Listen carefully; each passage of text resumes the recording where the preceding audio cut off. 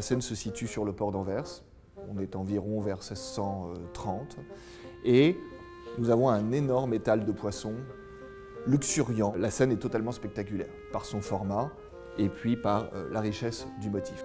On dit que le père de Franz Schneider était restaurateur comme moi finalement, et donc c'est pour ça qu'il a développé une grande sensibilité aux tableaux de nature morte. C'est un artiste très important, d'abord parce qu'il est l'ami, mais surtout le collaborateur de Rubens. Schneiders est son alter ego.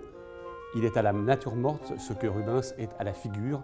Le port d'Anvers au XVIIe siècle est encore une immense plateforme de commerce.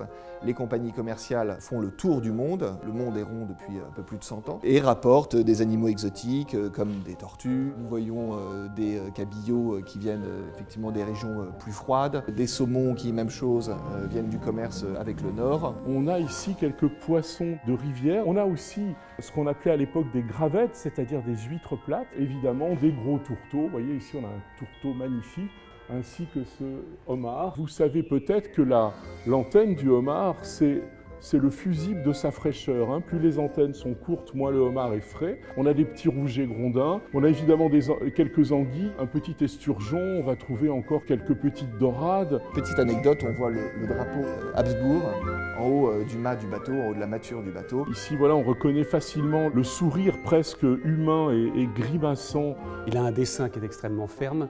Il a un coloris qui est tout à fait sûr. Il y a un bouillonnement artistique à Anvers au début du XVIIe siècle qui fait que l'on peut parler d'un âge d'or.